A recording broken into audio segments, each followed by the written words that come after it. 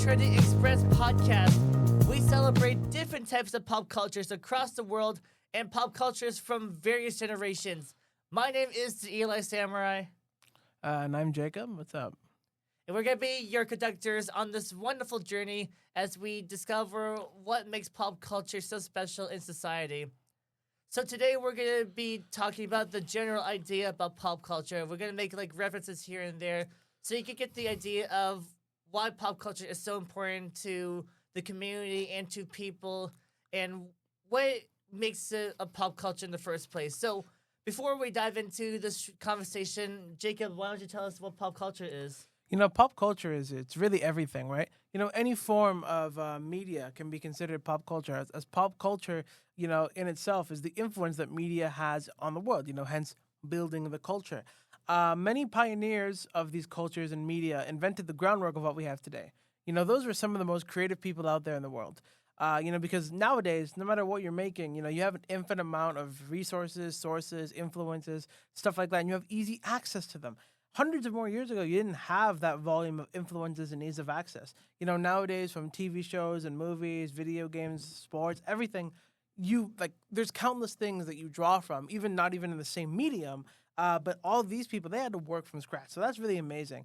As well as that, the culture and media, builds community, and that brings, people together. There's nothing like cheering for the same team or being a fan of the same show or game series, something like that. While creativity, I think, may be lacking, on the floor as a whole, due to the sheer amount of ideas and, how everything blends kind of together, I think the ceiling for creativity has never been higher, and so has finding things that you love and connecting to people who share similar interests. That's never been easier. That's something I'm forever going to be grateful for.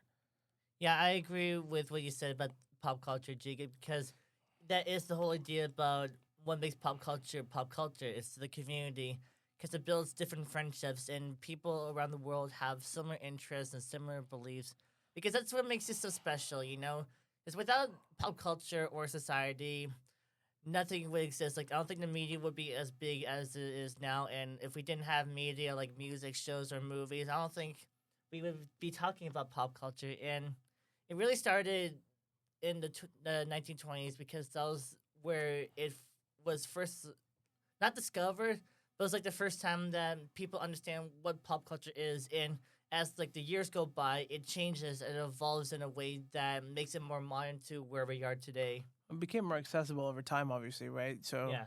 I think the first way that that was communicated was, funnily enough, through, radio waves and frequencies, right? And then, it moved to something more digital, it moved to TVs, and then eventually the internet became a thing, and it went from dial-up to the fiber optic connections we have now, where, if you have a server or whatever, you can get 10, 20 gigabyte or gigabit a second, internet.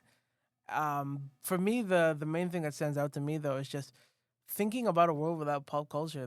It feels like it doesn't exist. Yeah. Because, even just, the humor you use, the topics you talk about, even, if you talk about sports, for example, that's entertainment, that's media, that's pop culture. Even, humor, even if it's not a direct, even if it's not a direct reference to something, what you're talking about is still probably influenced in some way. Maybe it's from a video you've watched. Maybe it's from something that's been influenced or something else, right? Everything kind of, it's like this cycle.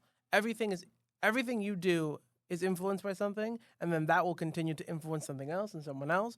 And so, a world without pop culture and a free kind of space, a free internet for entertainment and a free space for sports and entertainment and media is basically like North Korea, right? All you do is have the few things that the government controls, and 90% of your life is just working for the government to make them better. And while a lot of cynical people may say that's what you're doing now, life would be really, really, really dreadful without the entertainment and the things we love. Yeah, because I think for pop culture, with the entertainment part, because I think it really started for the mass media part with the comics, for example, because that's also part of pop culture, because that was the golden era of comic books, because you got Marvel, you got DC, Captain America, Batman, Superman, all those heroes started back in the 30s and the 40s.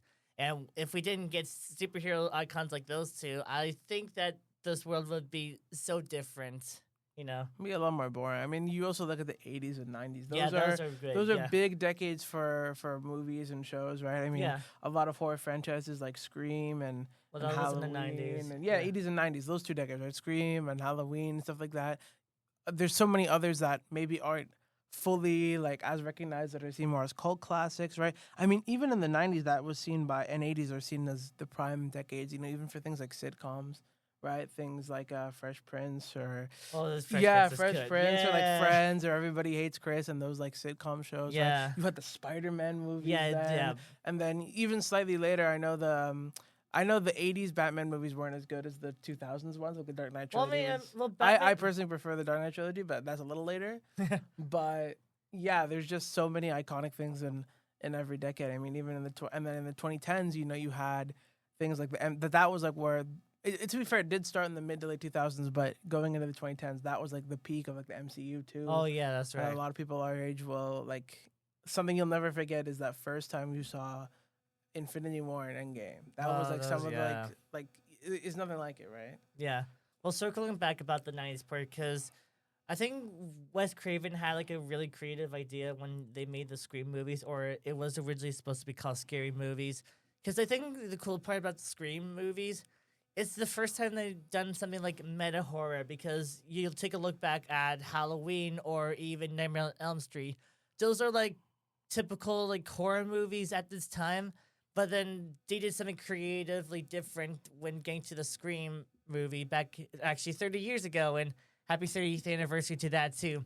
And the cool part seeing the Scream movie is that it plays on like the tropes from horror movies of the past. Because you got your final girl with Sidney Prescott, because she's like a really cool protagonist of the movie, and then you got a non-supernatural villain with Ghostface. And I think back in the when it came out in 1996, when they did a reveal of two killers, that's something that no one's seen before, because it was such a unique idea back in the day. Yeah, you know, that influenced a lot of things. You know, those classic, well, just because it's in the same genre, I suppose, but, you know, those classic movies influence, you know, one of my favorite genres of media, which is like indie horror games. And like back in the 2010s, you had these RPG Maker like ones. And they were really fantastic. There's one, obviously, like a lot of people know like of the original. A lot of people know like the original like Corpse Party is like a really popular one. There's I think Al Oni is one of the first ones that was like in the 90s. I don't know if that's technically an RPG Maker game because I don't know if the engine was even invented by then. But one of my favorites is The Witch's House. The gameplay is cool, but it's the story that has a really great twist. I'm not gonna spoil it. Yeah, because it's really, really fantastic. And you mentioned Scary Movie. It's funny because that's another classic. Yeah, that Like became Scary yeah, Movie this itself spoof. is another classic. And really just any horror movie that's like unironically, like that takes itself seriously but is really bad. That's really funny to me. Like there's a couple that work where it's ironic, like Scary Movie. There's actually this game I put this here up on my phone that I remember a YouTuber reviewing. It's called Ill Bleed. It's like basically like I think it's like a Dreamcast game, I think, where like it's like making fun of like horror tropes and stuff like that. So it was pretty funny. It's pretty funny. But like for example, I watched a reboot I think last year of I Know What You Did Last Summer. You know that series from the '90s. So funny because it took itself so serious. It was corny, but also it took itself so seriously. It was so there's nothing like a horror movie that thinks it's really good and it's really awful, and it's so funny. It's so good. Well, I think that is going to be the time we have for today. Thank you so much for listening to our first episode of the Trendy Express podcast. Be sure to follow us on Instagram at trendyexpress_official. We're going to have different content on there, like teasers for future episodes, maybe some clips like the ones that you're going to be seeing today on YouTube. And speaking of YouTube, we also have a YouTube channel, so you can check us out on that as well.